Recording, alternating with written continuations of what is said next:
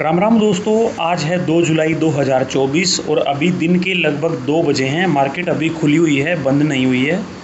ये वीडियो मैं इसलिए बना रहा हूँ क्योंकि आज आप देखोगे तो जितनी भी ब्रोकिंग फर्म है, स्पेशली जो जीरो ब्रोकिंग फर्म है, जैसे मोतीलाल ओसवाल हो गया, एंजल वन हो गया, 5 पैसा हो गया, ये आपको डाउन देखने को मिलेंगी। सबसे ज़्यादा एंजल वन डाउन है, लगभग 8.5-9% के आसपास। मोतीलाल ओसवाल भी 3.5-4% के आसपास डाउन है, 5 पैसा भी डाउन है। तो क्या न्यूज़ है और ये ब्रोकिंग फर्म्स क्यों आज डाउन देखने को मिल रही हैं, आपको क्या करना चाहिए, ये न्यूज़ और इसका पूरा प्रोस्पेक्टिव आपको मैं डिटेल में इस वीडियो में समझाऊंगा। तो वीडियो को आप लास्ट तक देखना और उसके बाद अपना डिसीज़न लेना।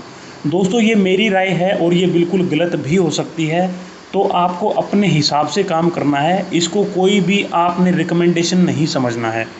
तो चलिए देखते हैं कि न्यूज़ क्या है। देखो, न्यूज़ समझने से पहले आपको एक चीज़ समझनी है, ये हम हैं इन्वेस्टर। फिर आती हैं ब्रोकरिंग फर्म, यानी जो ब्रोकरेज हाउसेज हैं, जैसे एंजल वन हो गया, जीरोधा हो गया, ग्रो हो गया, ये सारी। और उसके बाद है एक्सचेंज। जीरोधा और ग्रो ये अभी लिस्टेड कंपनियां नहीं हैं, ठीक है, नहीं तो हो सकता है आज वो भी डाउन देखने को मिलती। जो सबसे बड़ी ब्रोकरिंग फर्म है जो लिस्टेड है वो एंजल वन है, और मैंने बताया एंजल वन 8.5-9% के आसपास डाउन है। ये जो इन्वेस्टर है ये अपनी इन्वेस्टिंग या ट्रेडिंग कहाँ करता है? किसी भी ब्रोकरेज के थ्रू, जैसे ग्रो के थ्रू, जीरोधा के थ्रू, एंजल वन के थ्रू, 5 पैसा के थ्रू, किसी के भी थ्रू। ये जो ब्रोकरेज फर्म हैं ये अटैच होती हैं एक्सचेंज से। एक्सचेंज दो हैं, एनएसई और बीएसई, ठीक है। ब्रोकरेज जो हाउस हैं या जो फर्म हैं उनको फ़ायदा कब होता है? देखो, आप इन्वेस्ट करते हो पैसा, ये जीरो ब्रोकरेज क्यों हैं? अगर आप पैसा इन्वेस्ट करते हो तो यहाँ पे आपके ब्रोकरेज चार्जेस नहीं लगते, जीरो लगते हैं। इनकी जो मेन इनकम होती है वो होती है ट्रेडिंग से।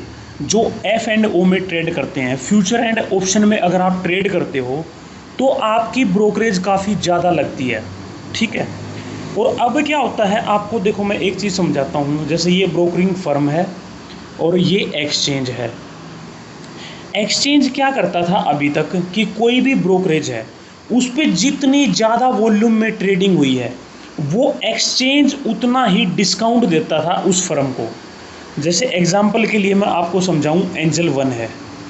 एंजल वन पे जितना ज़्यादा ट्रेडिंग का वॉल्यूम आएगा एक्सचेंज की तरफ से उतना ही उसको डिस्काउंट मिलेगा, ठीक है। यानी जितना पैसा एंजल वन ने एक्सचेंज को पे करना था जो वो क्लाइंट से लेता है, उसमें वो डिस्काउंट दे देता था एंजल वन को, क्योंकि वहाँ पे बहुत ज़्यादा वॉल्यूम में ट्रेड हुआ। इसको आप सिंपली समझ सकते हो वोल सेल से, ठीक है। मान लो मैं वोल सेलर हूँ और आप मेरे से सामान खरीदते हो, तो जितनी ज़्यादा क्वांटिटी में आप सामान खरीदोगे मैं सामान आपको उतना ही सस्ता दूंगा या उतना ही डिस्काउंट में आपको ज़्यादा दूंगा। तो सेम यही कहानी चलती थी एक्सचेंज के लिए। एक्सचेंज क्या करता था? डिस्काउंट ज़्यादा देता था उन ब्रोकरेज फर्म को जहाँ पे वॉल्यूम बहुत ज़्यादा होता था या वहाँ पे ट्रेडिंग बहुत ज़्यादा होती थी। अब ट्रेडिंग ज़्यादा कहाँ होएगी? जहाँ पे अकाउंट ज़्यादा होंगे। फिर आगे क्या होता था, जो भी ब्रोकरेज फर्म है, ब्रोकरेज फर्म अपने क्लाइंट को डिस्काउंट देती थी। अब मान लो कोई क्लाइंट है जिसके पास 10-20 करोड़ रुपया है, 10-20 करोड़ रुपए से वो ट्रेड करता है।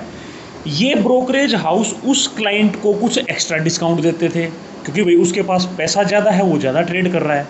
कोई छोटा क्लाइंट है जिसके पास पैसा कम है, उसको ये डिस्काउंट नहीं देते। वही होलसेल वाली बात आ गई, आप जितना ज़्यादा सामान खरीदोगे उतना ही ज़्यादा डिस्काउंट आपको मिलेगा।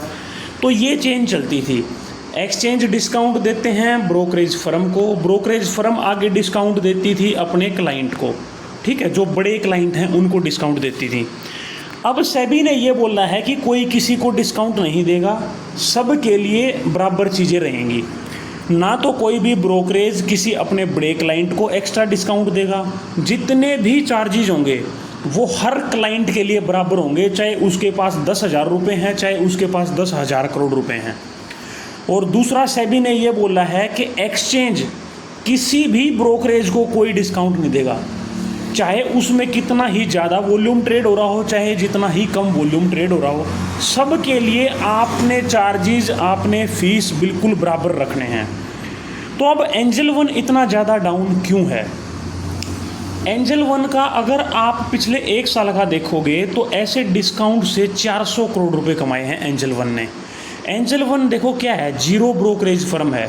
जीरो ब्रोकरेज फर्म वो होती हैं जहां आपको इन्वेस्टिंग पे, आप कोई शेयर खरीदते हो बेचते हो तो आपका ब्रोकरेज चार्ज नहीं लगता, ठीक है।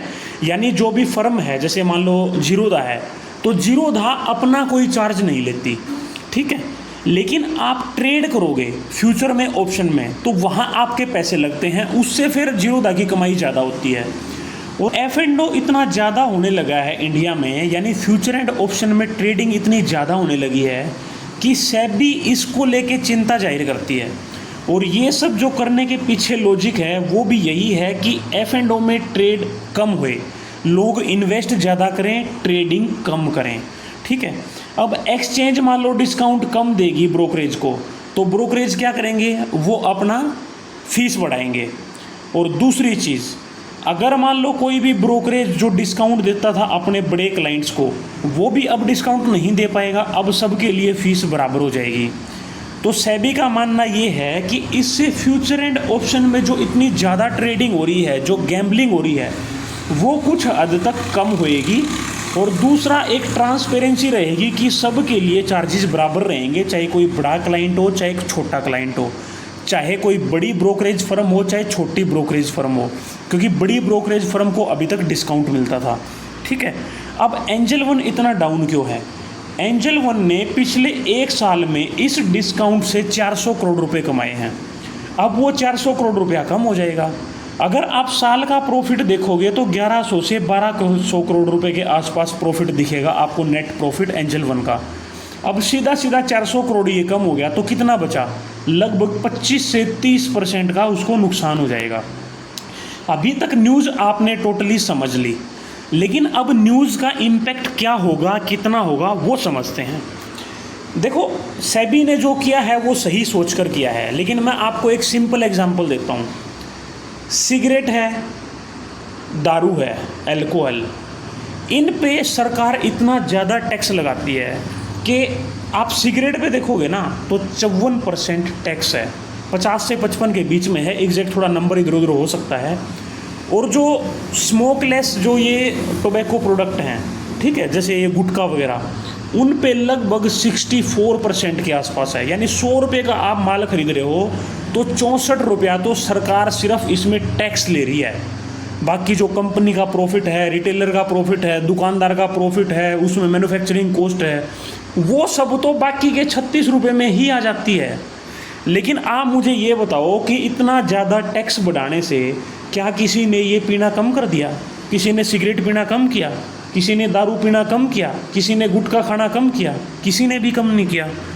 तो जिसको लत लग चुकी है फ्यूचर एंड ऑप्शन की, क्या वो ये फ्यूचर एंड ऑप्शन की लत को छोड़ेगा सिर्फ इसलिए कि कुछ चार्जेस या कुछ फीस ब्रोकरेज हाउसेस बढ़ा दें?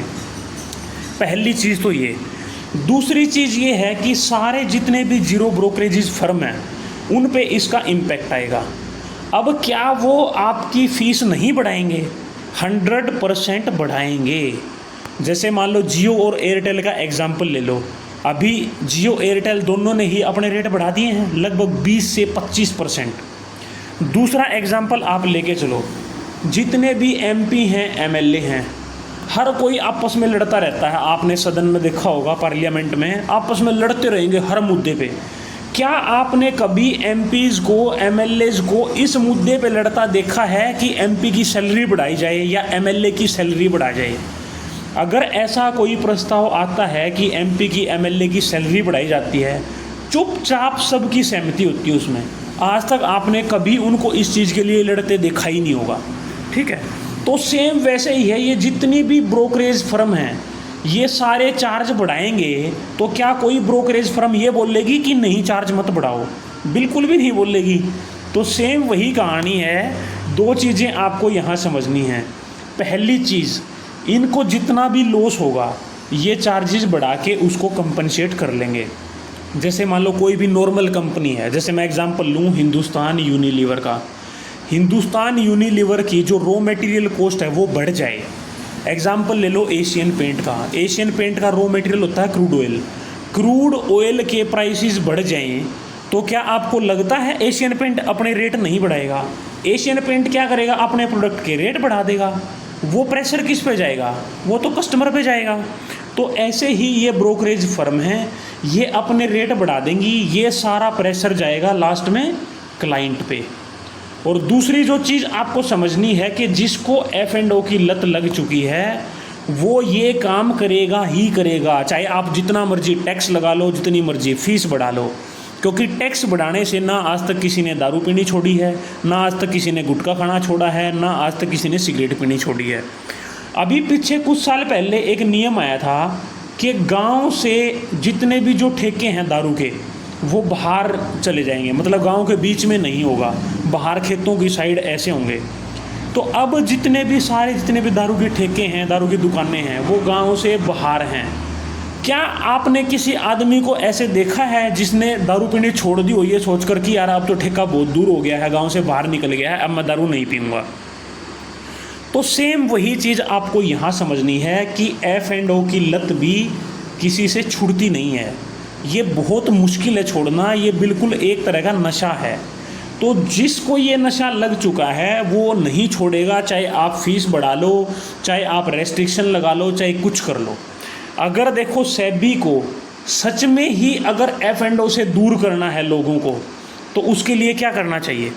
आप देखोगे कि हफ्ते में 4 से 5 दिन एक्सपायरी होती है। आज निफ्टी की एक्सपायरी है, आज मिड कैप की एक्सपायरी है, आज बैंक निफ्टी की एक्सपायरी है, आज सेंसेक्स की एक्सपायरी है। अगर सेबी सच में ही कम करना चाहती है तो इन सब को बंद कर दो। महीने में एक दिन डिसाइड कर दो जिस दिन एक्सपायरी होगी। अब डेली तो आप एक्सपायरी दे रहे हो आज निफ्टी की, अब तो वो शायद निफ्टी नेक्स्ट 50 की भी एक्सपायरी होने लगी। मिड कैप निफ्टी की अलग होती है, स्मॉल कैप की अलग होती है, बैंक निफ्टी की अलग होती है, फाइनेंशियल निफ्टी की अलग होती है, सेंसेक्स ने भी अपने डेरिवेटिव निकाल दिए, उनकी एक्सपायरी अलग होती हैं। तो आप अगर सच में ये काम करना चाहते हो तो आप इनको बंद कर दो। अगर मान लो सरकार बंद करना चाहती है कि लोग सिगरेट ना पिएं, सिगरेट की फैक्ट्री को बंद कर दो, कहाँ से पिएंगे? लेकिन फिर वही बात आएगी कि वो 2 नंबर में बनाने लग जाएंगे, 2 नंबर में करने लग जाएंगे। अब यहाँ तो ऐसा है नहीं ना कि 2 नंबर में ट्रेडिंग करने लग जाएंगे खुद के डेरिवेटिव बना के, यहाँ तो वो चीज़ भी नहीं पॉसिबल है। तो सेबी कुछ हद तक रेगुलेशन लगाना चाहती है, लेकिन इन चीज़ों को तो सेबी भी बंद नहीं करना चाहती, क्योंकि ये चीज़ें ज़रूरी हैं। यहीं से तो मोटा प्रॉफिट जाता है ब्रोकरेज को, एक्सचेंज को, सरकार को टैक्स जाता है STT के रूप में। तो देखो इस वीडियो में मैंने किसी स्पेशल स्टॉक के बारे में आपको नहीं बताया है। स्टॉक आप देखोगे तो जैसे एंजल वन है, एंजल वन 35 से 40% डाउन है टोटल, आप टॉप से देखोगे तो आज 8.5-9% डाउन है। ऐसे ही 5 पैसा है जो 30 से 35% डाउन है। तो किस स्टॉक में आपने क्या करना है ये तो आपने अपना दिमाग लगाना है। अगर आप किसी स्पेशल स्टॉक पे चाहते हो, जैसे एंजल वन पे, 5 पैसा पे, या किसी और स्टॉक पे कि मैं वीडियो बनाऊं, तो आप कमेंट सेक्शन में लिखना, फिर मैं स्पेशल उसकी वीडियो बना दूंगा, उसका एनालिसिस हम कर लेंगे। इस वीडियो में हम एनालिसिस करेंगे तो वीडियो बहुत लंबा हो जाएगा। तो आज की वीडियो में इतना ही दोस्तों। वीडियो अच्छा लगा हो तो लाइक करना, कमेंट करना। मिलते हैं नेक्स्ट वीडियो में। Thank you.